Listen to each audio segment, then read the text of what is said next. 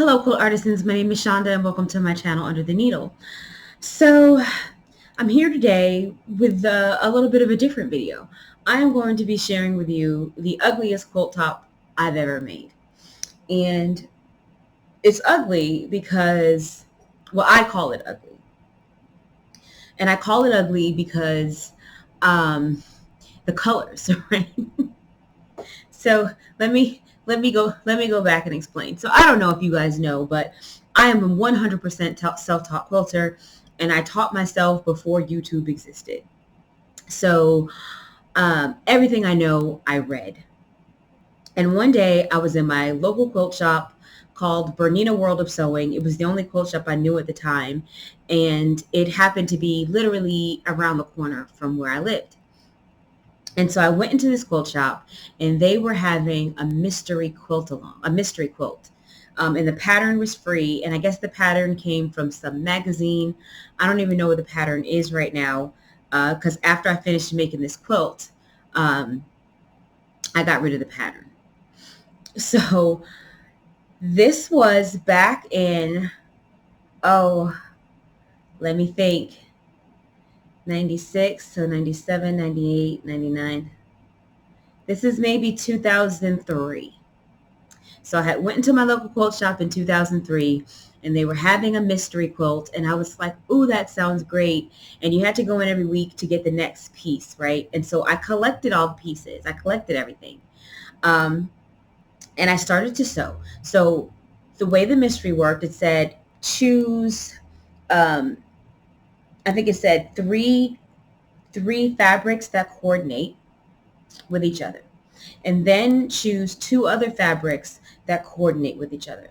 But it did not give guidance that I can recall that these also needed to match each other.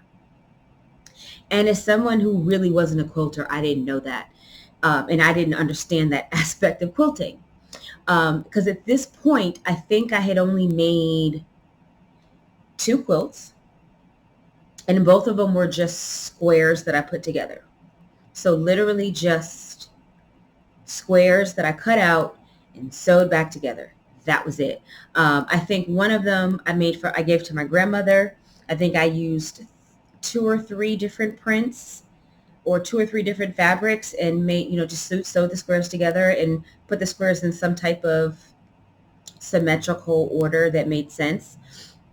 And I made the same type of quilt for my daughter, except for hers, I think I chose like 4 different prints, and then I took some of her denim jeans that I cut, and I cut the squares of the denim and the squares of the fabric, all the same size, and then I sewed those squares together. I put them in a symmetrical way that made sense, and I sewed it all together. Except for my grandmother's, I actually quilted it. I think I just stitched it in the ditch as best I could and put the binding on. For the one I did for my daughter, I did no batting, and I used a fleece on the back, and I just did the quick turn method. So I did not bind it. I basically just put right sides together, sewed around the edge, leaving open an opening to turn it, turned the quilt, and then hand stitched it closed. And then for the quilting, I used buttons, I believe. I used buttons, and I hand tied it. I hand tied it, and for some of the hand ties, I used these cute little buttons. So I wanted to make something a little bit more fanciful, and so I saw this mystery quilt, and I was like, that looks good. I'm going to do that. So I bought all the fabric. Of course, I pre-washed it all because that was in my pre-washing days. I wouldn't be caught dead pre-washing anything now, except in very rare occasions. Because it's honestly what I hated most about quilting was the pre-washing.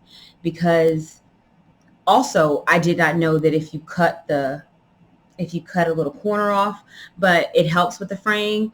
But even after that, even if you do cut the corner off, there was still a lot of fraying. So I had hand washed everything, pressed everything, because that too, after you hand wash these large pieces of fabric and then you press these large pieces of fabric, then you have to fold and cut these large pieces of fabric, which is why nowadays I really don't like to work with anything bigger than a half yard, because I don't like having to deal with these large pieces of fabric. So anywho, I never finished the quilt. So I cut everything. I cut everything out. So, but just never pieced it. Never pieced it, because I believe at that point, I don't know if it's at that point or I'm not sure, because I don't know the exact year that it was, but I think I was going to school part-time. I had 2 young children. I never got a chance to piece this quilt. So when I got back into sewing again, it was right after I split up from my husband at the time. This was 2018. And I decided that I was going to get back into quilting, because why not? And so one of the things that I wanted to do was to finish this quilt. Now, even though I had not been sewing in that long stretch of time, that 15-year period, even though I did not do very much sewing, internet came out. The internet came out. And I got to learn, even though I wasn't sewing, I got to learn a lot more about color selection, color theory, fabric selection, all that good stuff, right?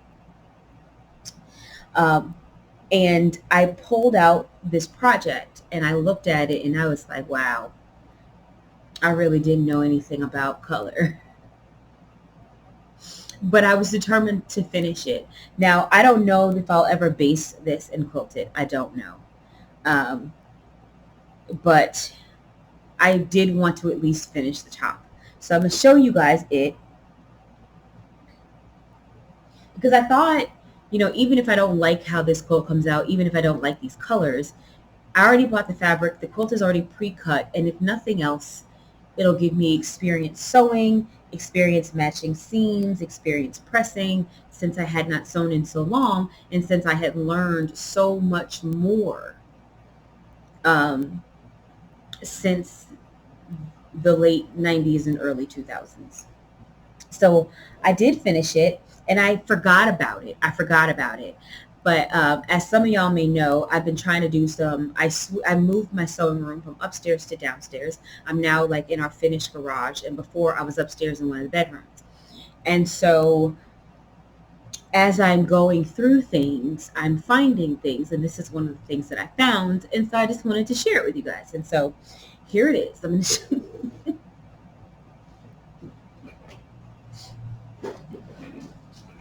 This is my quilt.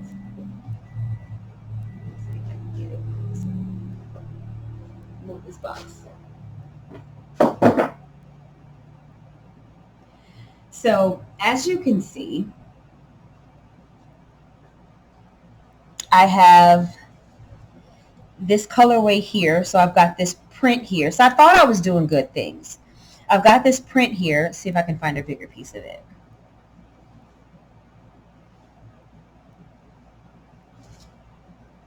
And you can see it's kind of a cream background with green, and you can kind of see these yellow flowers and stuff like that. And so then I matched it with this color here, right? This, oh, it's not showing really well. This yellow, I matched it with that. And so those 3 colors matched, right? And then I had these 2 colors that matched, but they don't really go with each other. So this floral print here does not work with this this blue paisley print here, like at all. And it doesn't work really well with this burgundy print either. So these 2 by themselves are fine. This not so much. But here it is. And to be clear, I'm pretty sure all of this came from Walmart and or Joann's, because that was certainly all I could afford at the time. I mean, I think I might have bought a couple of Moda marbles, and I think I bought some Laurel Birch fabric that had cats on it that was really unique for me at the time. but like I could literally count on one hand the number of fabrics that I had that did not come from Walmart or Joann's. And honestly, at this particular point, all of this probably came from Walmart. And even though this fabric sat and sat and sat and sat and sat and has been sitting for almost 20 years, it's still fine. So um, I guess my takeaway from this is really doesn't matter if you use cheap fabric. It's still going to last 20 years. Now, granted, this has not been washed 10,000 times. So there's that. There's that. It hasn't been washed. But if I did quilt this up, I have no, what's the word I'm looking for?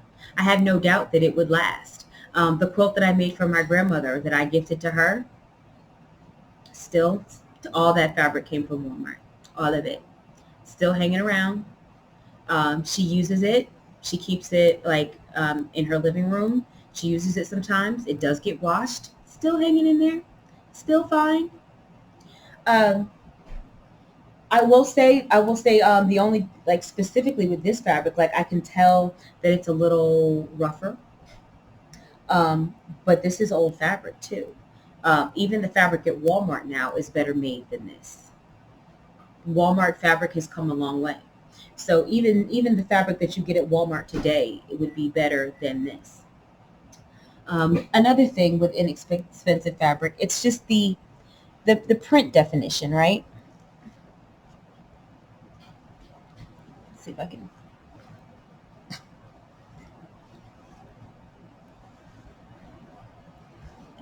I'm reversed, and so I'm always going the wrong way.